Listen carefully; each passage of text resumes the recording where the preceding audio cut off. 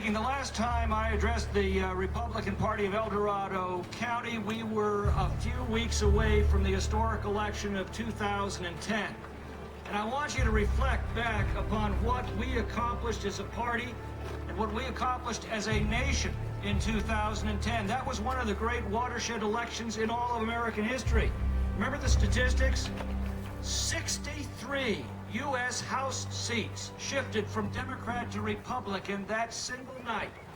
6 U.S. Senate seats, 19 state legislatures, 6 state governors.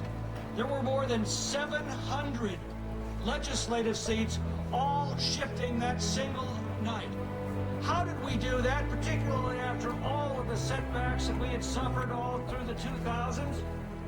You remember how we did it. We rediscovered our principles of individual liberty and constitutionally limited government.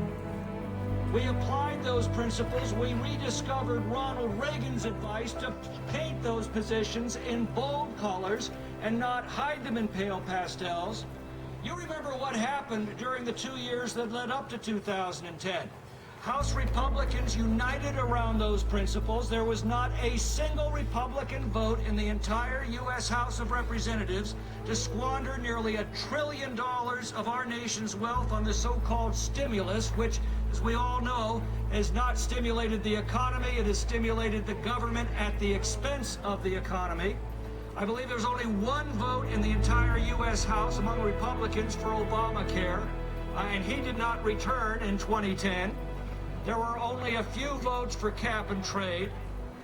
The point of the matter, and so that united House Republicans, and it inspired and rallied the nation, and the result was that great historic watershed election of 2010. And the point I wish to make is simply this. Those traditional Republican principles that have defined our party from its very beginning are the secret of our success. The closer we hew to those principles, the better we do. But also, the farther we drift from those principles, the worse we do and the worse our country does. And while we're reflecting on 2010, we need to also remember the road back from 2006 and 2008. When we lost the Republican majority, we lost the White House. Why did that happen? Because we had drifted far from those very same principles. We'd promised to secure our borders, and yet we left them wide open. We had promised to hold the line on spending, and instead we had engaged in one of the biggest spending sprees up until this administration in American history. The results of 06 and 08, when we suffered those terrible setbacks, were not because the voters looked at Republican principles and decided that they would reject them. It was because the voters looked at Republican leaders and decided they had rejected Republican principles. That's how we lost in 06 and 08, and the road back from that oblivion was to return those principles in 2010. I raise all of that because we are obviously at a great crossroads for our party as well as for our nation. You've been observing the events in Washington over the last several weeks. I thought Jim DeMint put it best when he said, when you're in a car driving toward a cliff, you hit the brakes, you don't set the cruise control. I'm sad to report that's exactly what the House of Representatives did. They didn't cut spending a bit. They froze a preposterously unsustainable level of spending that has been racking up $1.5 trillion deficits year after year. They've now locked that in for the next 2 years. They didn't just pay our current bills. They gave the most spendthrift administration in the history of this country an open line of credit all the way through the next elections. They indebted every American with more than $7,000 of debt, $28,000 for an average family of 4. I mean, I want you to think about that. That's not a theoretical number. That's real money that each family owes just as surely as if it appeared on their credit card statement this month. In fact, you're obligated to pay back that debt before you pay back your credit card statement, and the IRS has gotten very good at making sure that you do. So congratulations all. You just bought a new car, your family. The only problem is you don't get the new car. All you get are the payments for the new car. What you actually bought was another year and a half of this irresponsible deficit spending at current levels. Now that should be a warning to us. There are a lot of Republican votes on that. We still have a lot of house cleaning to do within the Republican Party. We have got to insist on the application of those fundamental principles that won us the election in 2010. People gave us a second chance. We have got to deserve that chance. We have got to earn that chance. We have got to be worthy of the trust that the American people gave us. But there's also another warning there, and that is the great unfinished work for our country.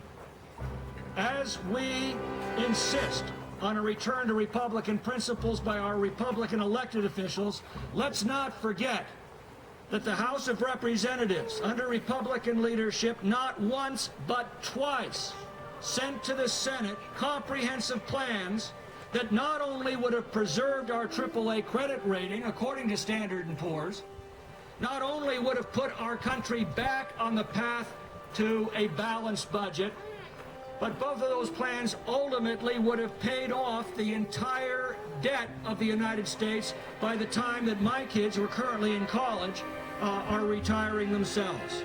Meaning they would be able to retire into a prosperous and literally debt-free America. That is the path that the House Republicans chose with the Ryan budget that we passed back in April, and again with the Cut, Cap, and Balance Act that we passed just a few weeks ago. Both of those measures were killed by Harry Reid and the Democrats in the Senate. They're still fretting over losing the Cowboy Poetry Festival in Elko, Nevada. So in the primaries, we've got some unfinished work to do as a party. In the general election, we have a great deal of unfinished work to do. Despite that watershed election in 2010, our system of government is not engineered to change on the results of a single election. It's designed to change on the results of a series of elections. The watershed of 2010 won us 1/2 of 1/3 of the federal government. The next elections, when an additional 1/3 of the Senate is up for election along with the White House, we have the opportunity to finish the work that was begun in 2010. And that's what we've got to be focusing on. Stu Rothenberg, who's one of the top political analysts in the country, issued a report a couple of weeks ago. He said in his estimate, not only are Republicans on track to take a majority of the U.S. Senate in 2012, but if the trend continues, and he believes that it will, by the time that final 1/3 of the Senate is up for re-election in 2014, he projects Republicans will have a 60-seat majority in the U.S. Senate. And of course, you've been watching the polling data on Barack Obama. He will be turned out of office in the biggest landslide in American history if we stay true to our principles. You know, people ask me all the time, well, why can't you guys in Washington just get together and be nice to each other and hold hands and sing Kumbaya and everything will work out? And my response to that is, you want to know about bitter partisanship? There was a day in 1856 when Congressman Preston Brooks walked across the Capitol into the U.S. Senate chamber, saw Senator Charles Sumner sitting at his desk addressing envelopes to constituents. Brooks took his walking stick and smashed it over Sumner's head, damn near killing him. Shattered the walking stick. You want to know what Brooks' constituents did in response to this barbaric act? They sent him more walking sticks. 2 years later, Abraham Lincoln stood before the Republican State Convention of Illinois and warned us that a house divided against itself cannot stand. He said, I do not believe the house will fall, but I do believe it will cease to be divided. It will become all one thing or all the other. In those days, two irreconcilable, diametrically opposed, uncompromisable principles were vying for the future of our nation: freedom and slavery. They couldn't be compromised. They are exact opposites. I submit to you today that our nation has again reached another turning point where two diametrically opposed, completely opposite principles are again vying for the future of our nation: freedom and socialism. And they can't be reconciled. The House will not fall, but it will cease to be divided. The United States will become all one thing or all the other. Either we will consign the American Republic to take its place in history as just another failed socialist state, or whether this generation of Americans will revive, rediscover, and restore those American principles of individual freedom and limited government, those Republican principles, and place the American Republic back on its course toward prosperity and influence and immortality. And that's the question that our generation is answering at events like this, and we will be answering through the election. I thank you all for being here, for the fight that you are waging every day on these issues. It is a fight that matters. And I'll leave you with the words of Daniel Webster, spoken on another afternoon not altogether different from this.